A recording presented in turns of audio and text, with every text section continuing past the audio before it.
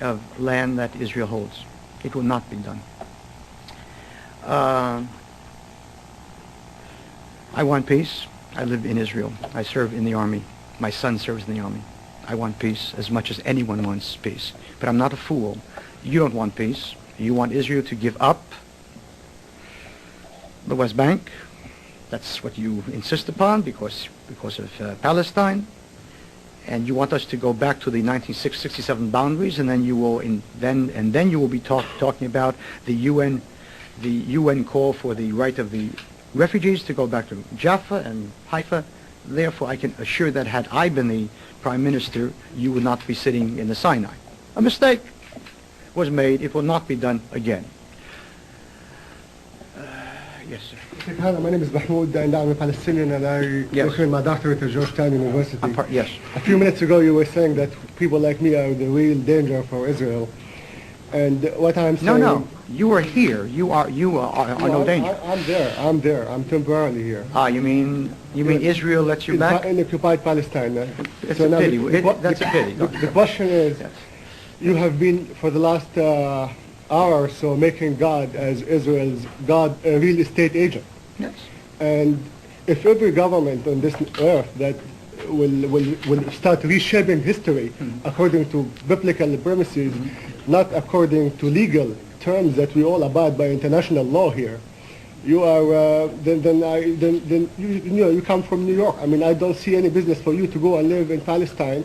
We recognize that there were Jews who were living in Palestine. Hitler is not Arab. He's Jewish. He's European. I'm sorry. Yes. And I don't see why you are putting all the blame on the Arabs of being anti-Semitic. We are Semitic people. We are not anti-Semitic. We don't want to kill any Jew. But you are exaggerating and actually are breeding the kind of ideology that will make people give up hope and maybe turn to terrorism, which means to me you are also a terrorist yourself. I'm impressed constantly by a Palestinian who speaks of the observance of law, international law. Sir, you spoke and I listened. Now it's my turn. This isn't the Knesset. We speak one at a time here. I don't have the right to speak. Yes, I said. In any case, in 1947, the UN voted and decided upon the partition of Palestine into a Jewish state and a non-Jewish state, an Arab state. That was international law. I don't recall the Arabs jumping happily about and saying we will obey the international. You thought it was a bad law. I understand that.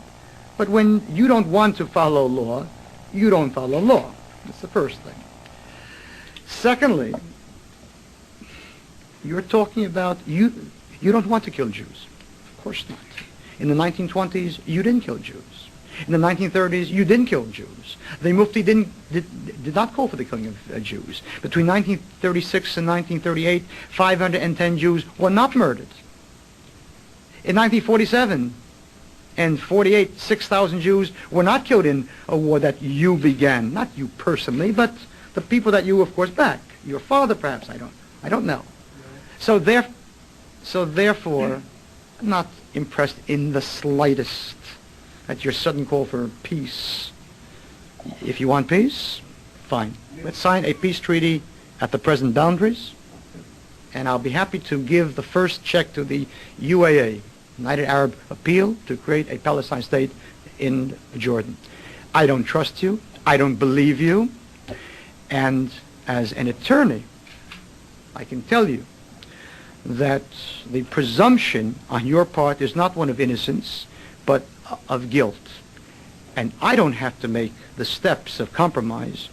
You have to make those first steps, and not me. You are using selective morality by applying a certain moral standard for the Jew as being special and exclusive, and the Arabs are being animal, and we should kill them and get rid of them.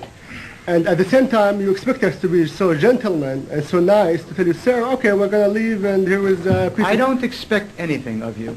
I'm not asking anything of you. The massacre of Palestinians by Jewish terrorists. There are maybe some Palestinian terrorists, I don't deny that. But also there are Jewish terrorists. Why don't you accept that? I'm speaking of 30 years prior to Deir Yassin. 30 years prior to it, of the murder of Jews inside that country by, not terrorists, by Arabs. By Arabs. By Arabs. Yes, sir. Yes, sir. Eldon Crucell, freelance. You mentioned that there's a good possibility that Israel has nuclear weapons.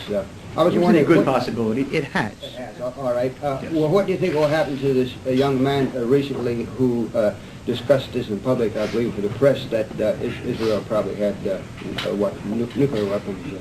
I don't know, but if I'm the prime minister, he'll get out of jail. I think that what he did was a great thing, a wonderful thing. I think it's about time that people knew that Israel is not ready to ever again go through an Auschwitz. Never. The only worst thing than winning in the way that we will have to win, God forbid, would be losing. I would rather be a winner than a loser, and I would rather have the entire world hate the state of Israel, which is a winner, than love the state of Israel, which is dead.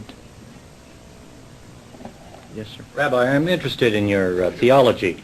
I Yes. believe I've seen something in print, and I just want to hear your own real views, Yes. that 40 years or so after the state of Israel is created, Israel has to put its house in order to meet the coming of the Messiah, something like that. I'm no theologian, perhaps you could straighten that out. And I think that time is up in about 2 years. Would you explain what you expect to do in 2 years' time for the coming of the Messiah? I believe that anyone who doesn't see that we are living in a very, very special era is not a person that has no faith, but is rather blind.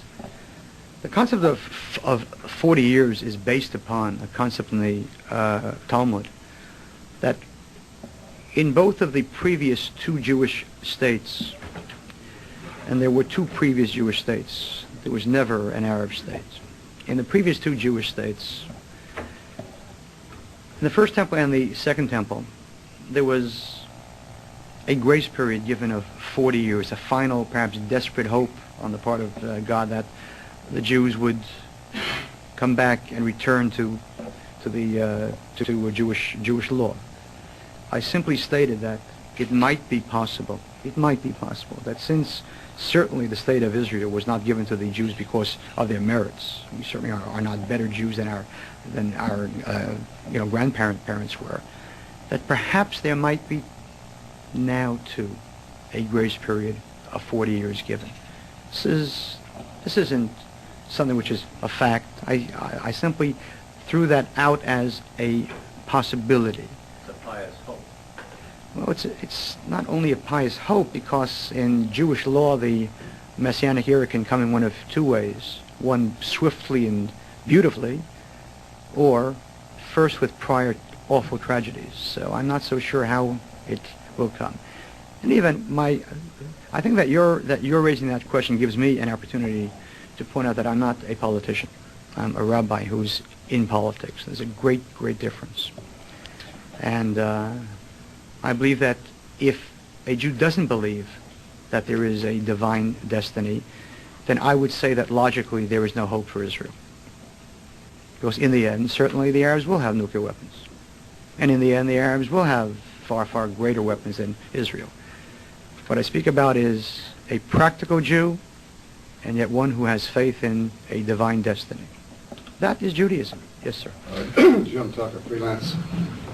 The JDL has a history of violence in this country. Do you disapprove of it? It depends. It depends. I think that violence sometimes is good and necessary, and at times it is not. For example, attacks upon Arabs in this country I think is dumb, terrible, foolish. It only helps the Arabs. Attacks upon the Soviets in the 1960s and 1970s were those things that put the Soviet Jewish issue on page one, and which led to the freeing of some 250,000 Russian Jews. Depends. Not every violence is good. Sometimes it's terrible and terribly wrong. Not every pacifism is good. Sometimes it is good, and sometimes it's terribly wrong. If all the people would have been Quakers in 1940, 6 million Jews would not have been killed. 18 million would have. Yes, sir. Creighton Douglas, International Geographic. I'm sorry. Pardon me? I'm sorry.